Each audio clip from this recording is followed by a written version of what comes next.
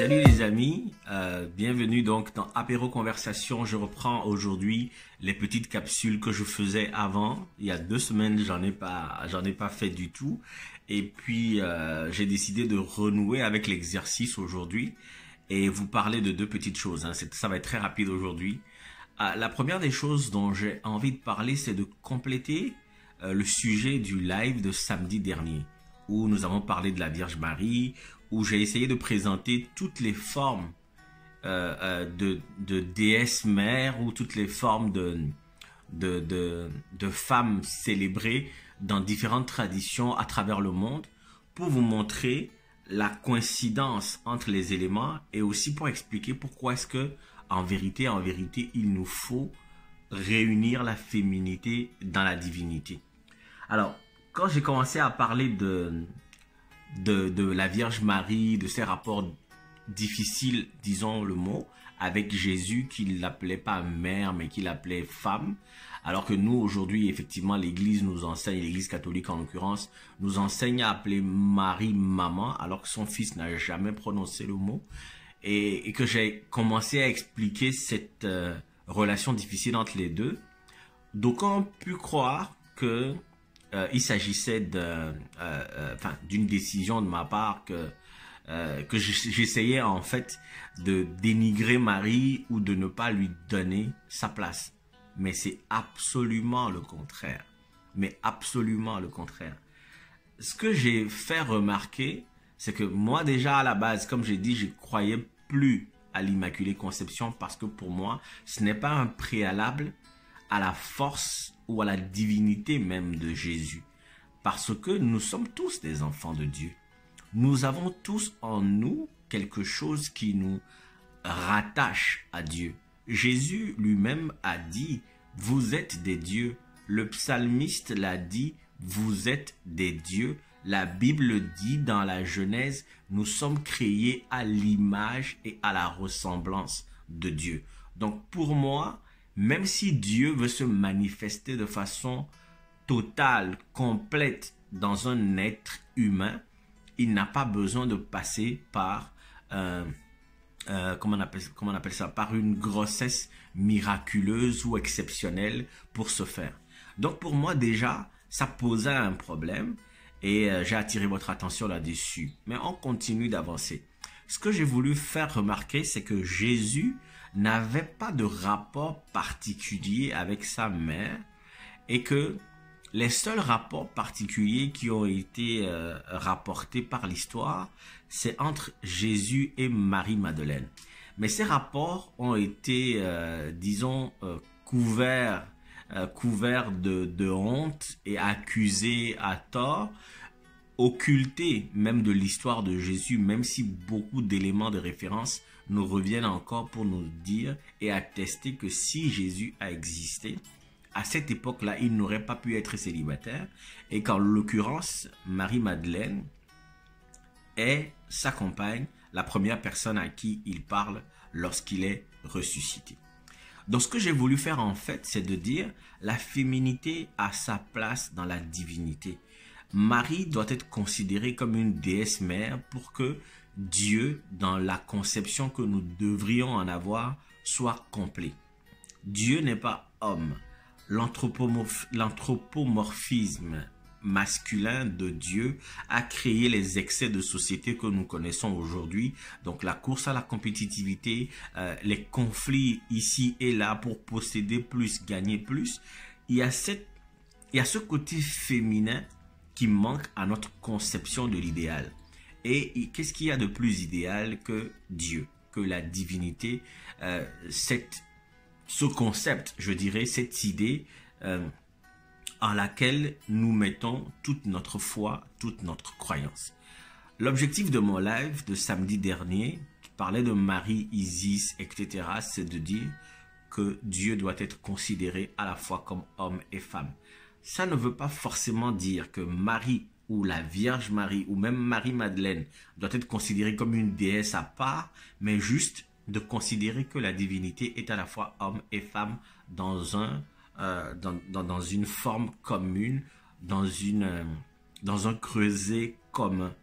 Nous avons la facilité de croire en la Sainte Trinité parce qu'elle a été enseignée et décrite par la Bible et l'Église pendant plusieurs années, mais nous avons de la difficulté à concevoir que Dieu, qui a fait dans la nature deux polarités, polarité masculine et polarité féminine, mais Dieu n'est pas les deux.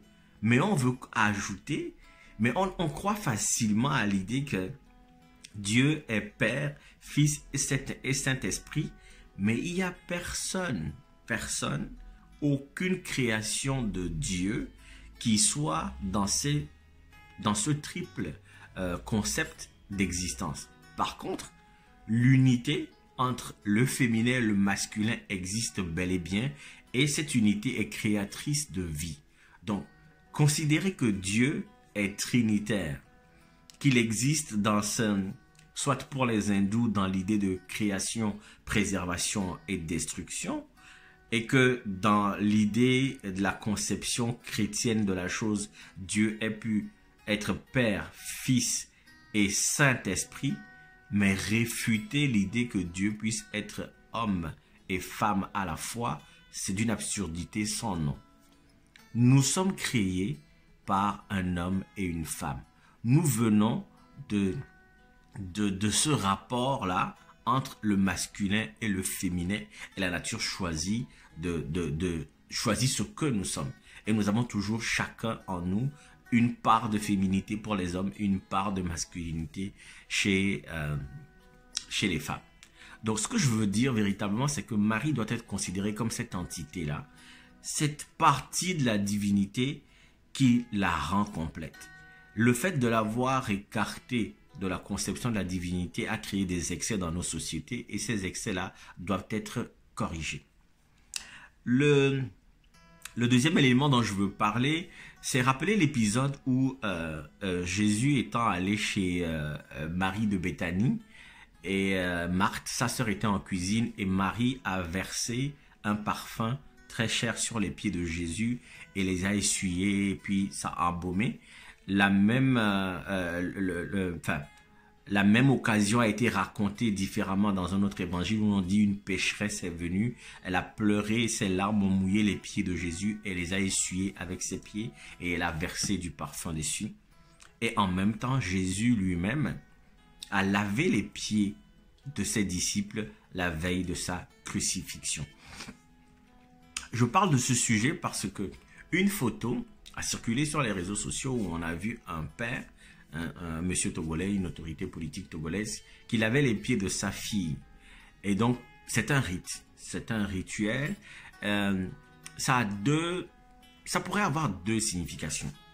D'abord, dans l'idée, si on le compare avec ce que Jésus a fait avec les apôtres, on a dit, et l'enseignement autour de cet acte-là du lavement des pieds a été que Jésus s'est humilié, il a eu l'humilité, pas s'est humilié, il a eu l'humilité de laver les pieds de ses apôtres en leur disant que le plus petit parmi eux sera le plus grand. Celui qui veut diriger doit commencer par servir. Mais quand on regarde de près et qu'on met cet épisode du lavement des pieds des apôtres en perspective avec le fait qu'on a oint les pieds de Jésus de parfum, etc., c'est mettre en avant la question des pieds dans la constitution de l'être humain. Vous allez pouvoir vérifier vous-même. La réflexologie, qui est une science, admet que dans la plante de nos pieds, tous nos organes qui composent notre corps se retrouvent et qu'on peut les toucher à partir de la plante de nos pieds et qu'on peut même guérir à partir d'un massage particulier de pied des organes à l'intérieur de nous qui seraient défectueux. C'est aussi de considérer que souvent on se prosterne aux pieds de quelqu'un pour demander pardon. Souvent on se met aux pieds de Dieu, aux pieds des statues, aux pieds des gourous. On attrape leurs pieds, on leur demande pardon, on leur demande une forme d'acceptation. Ce que je sais et ce que je crois fermement, c'est que les pieds sont une façon de se connecter à l'âme de la personne. Si tous les organes se retrouvent là-bas, je suppose que l'âme aussi pourrait s'y retrouver. Attraper les pieds de quelqu'un en se prosternant, en se mettant dans une position de dominer pour lui demander son aide ou quérir sa disponibilité ou ses faveurs pour nous, est un acte de prière. C'est un acte fondateur en ce que, au lieu que la personne réfléchisse à dire « je ne suis pas d'accord » ou « je ne veux pas » ou donne un coup de pied, la personne à qui tu attrapes les pieds, cette personne-là, te voit dans cette situation et consent à t'écouter ou à te pardonner.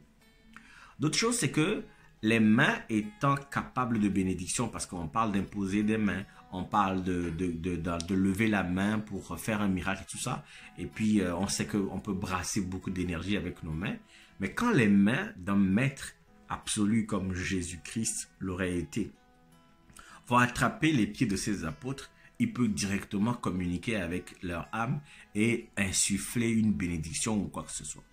Ce que je veux dire, pour revenir avec la photo de cet homme politique-là qu'il avait les pieds de sa fille, c'est que peut-être que c'était un exercice anodin ou que c'était un exercice particulier. Le fait que ça se retrouve sur les réseaux sociaux n'est pas mon projet, n'est pas mon propos, mais c'est peut-être de considérer qu'il avait besoin de l'assentiment ou de l'accompagnement de son enfant, peut-être de ses enfants, parce qu'on a vu une seule photo, on ne sait pas si il a effectivement lavé les pieds de tout le monde.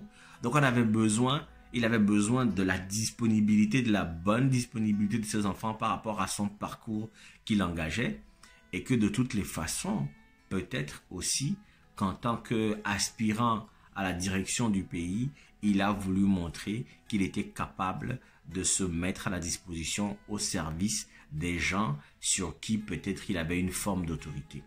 Je ne veux pas défendre quelqu'un, je ne veux pas dire non plus que quelqu'un essayait d'avoir des pouvoirs ou quoi que ce soit, mais sachez juste que les pieds c'est bien important et que même des gourous comme Satya Sai Baba ou même Sadhguru vont avoir des photos de leurs pieds que des dévots vont mettre dans leur chambre, s'agenouiller et prier en pensant qu'ils attrapent les pieds de ces êtres particuliers qui ont fait un cursus spirituel très poussé et qui donc les connectent à la puissance divine. Et que même dans nos expressions locales, on dit « je prends mon Dieu pour t'attraper les pieds ». Je prends mon Dieu pour t'attraper les pieds. Dans la langue éveillée, pour exprimer l'idée que je me soumets et je te demande tes faveurs et je te donne tout ce que j'ai de plus précieux. Et pour moi, les pieds, c'est important. Effectivement, on peut verser du parfum sur les pieds parce qu'on considère que la personne à qui ces pieds appartiennent, cette personne est une force spirituelle ou est habitée d'une certaine force spirituelle. Et à travers les pieds, à travers la personne, c'est à la divinité ou à l'entité en la personne qu'on se soumet ou à qui on demande des faveurs. Donc, des gens le font avec des bébés parce qu'on considère que les bébés sont des anges et donc ils vont laver les pieds des bébés, ils vont attraper les pieds des enfants pour demander des faveurs. Les gens le font avec des prêtresses et des grands prêtres de certaines traditions. C'est des choses qui se font. Qu'un père ou qu'un maître puisse laver les pieds de ses disciples pour avoir leur bonne faveur ou même pour les bénir, ce n'est pas une mauvaise chose et je vous recommande de préférer vos pieds, de prendre soin de vos pieds, peut-être même de verser du parfum sur vos pieds si vous en avez envie. Regardez, quand on est fatigué, qu'est-ce qu'on fait? On met de l'eau tiède, on verse un peu de sel et on trempe les pieds dedans et juste après, on est moins fatigué. Donc les pieds, c'est important.